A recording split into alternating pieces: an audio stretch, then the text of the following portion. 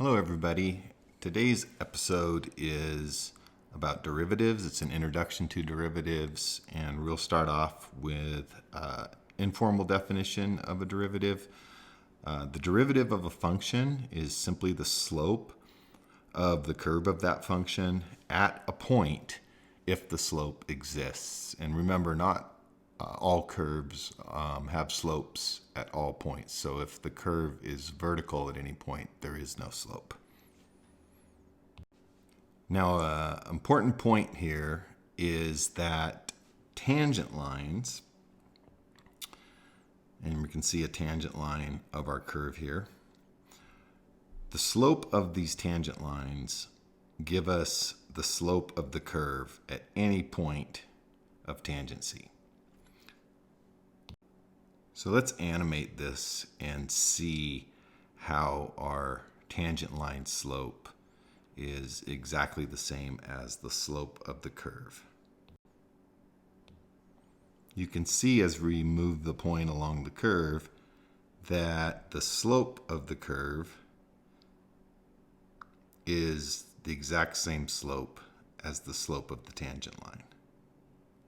Now, we have a problem with finding the slope of our tangent line. We have only one point, and if you recall from our study of slopes, we need 2 points. It's the change in the y coordinates and the change in the x coordinates. So to help us with this, we're going to take a look at secant lines which have 2 points. Now I've added a second point, x plus h, f of x plus h, to our curve, and this allows us to find a slope of the secant line through the original point and the second point. So the slope of the secant line is going to be the change in y, f of x plus h minus f of x, over the change in x, which is x plus h minus x. And notice the distance between the two x coordinates is h. Next, I want to show you how we can, by reducing the distance between the x coordinates, or the value of h, bring these points closer and closer together. And as that happens, we'll get a better and better approximation of the slope of the curve. You can see here, as we bring this point closer and closer to the other point, the value of h is decreasing. So we are actually sending the value of h towards 0. And as we get closer and closer together, we get a better and better approximation of the slope of the curve. So let's do that. Let's bring the 2 points together, reducing h, or sending h towards 0. And you can see that that's pretty close to a tangent line. And as h goes to 0, the secant line actually becomes the tangent line and gives us the exact slope of the curve. So let's summarize this. So the derivative of a function, or the slope of a curve at any point, is the same as the slope of the tangent line at that point. And we would write that notationally as f prime of x. So if the function is f of x, the derivative is f prime of x. And we can write the slope of that tangent line as the slope, the same as the slope of the secant line, recall this, with a big difference. We're sending our 2 points together. We're sending the distance between the x coordinates to 0. Remember, that's h. So that's bringing our 2 points together, making 1 point, and this is the slope of the tangent line. Simplified, we have an h in the denominator, And we can say that this is the formal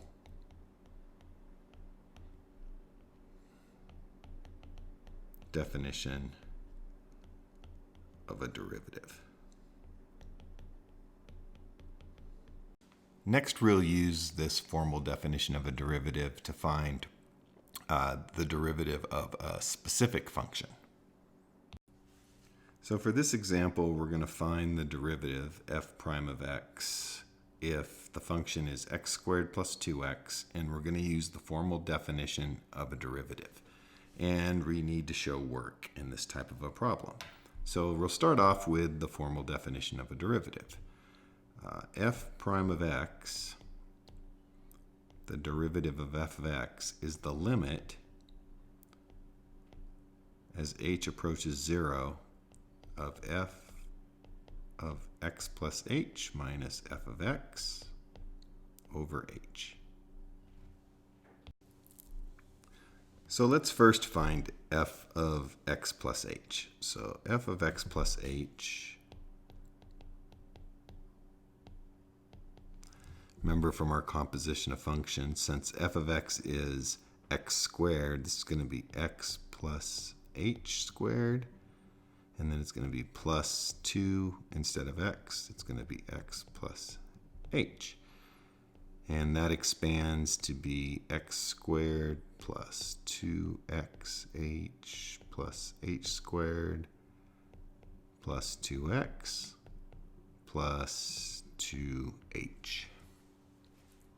So let's go ahead and move back over here to our derivative. So the limit as h goes to 0 of f of x plus h, well, that's just x squared. Let's put that in parentheses. X squared plus 2xh plus h squared plus 2x plus 2h minus f of x. So what's f of x? Well, that's x squared plus 2x. Let's go ahead and put that in parentheses, and that's all divided by h.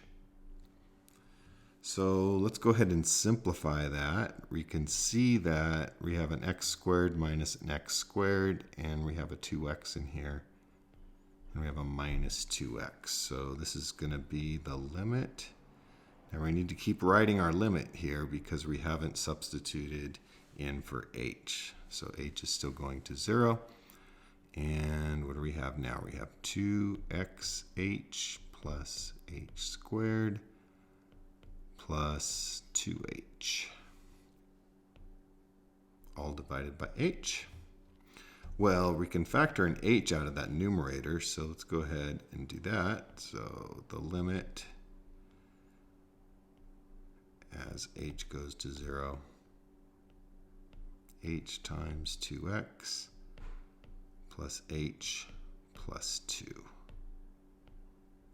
And that's all over h. Well, now we have cancellation top and bottom. So we're getting close here. The limit, this might be the last time we have to write this, of 2x plus h plus 2. Well, as h goes to 0, h is going to become 0, so this is equal to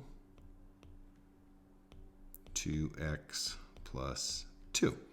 And for those of you that saw a little bit of the power rule in pre-calculus, you could apply the power rule and get the answer much more simply, but this is something you will have to work through or will have to have understanding of for the AP exam. Okay, we're going to do one more of these types of derivatives using the definition of a derivative, and we're going to use slightly different notation. Instead of h, we're going to use delta x. So f prime of x is going to be equal to delta x, or as delta x goes to 0, of f of x plus delta x minus f of x all over delta x. It's hard not to write h. It's a little easier to write h, but that's what h is. It's the change in the x coordinates, and we're sending that difference to 0.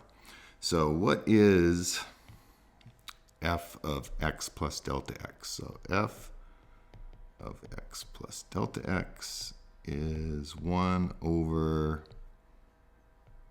x plus delta x. So let's put this together over here. The limit as delta x goes to 0 of 1 over x plus delta x minus 1 over x all over delta x.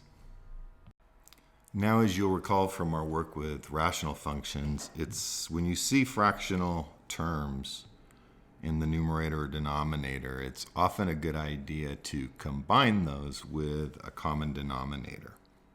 So let's try that in the numerator.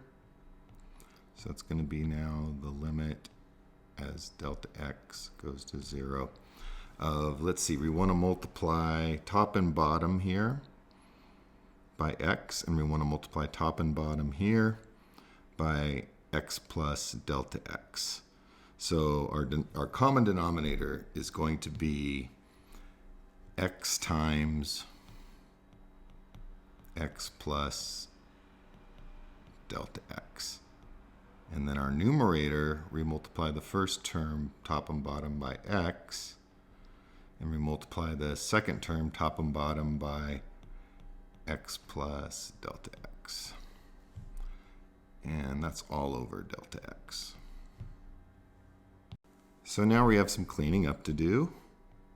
So that's going to be the limit. And on the top we have x minus x, and then we're going to have a negative delta x on the top. So that's negative delta x, and then on the bottom we'll leave that factored, and that's all over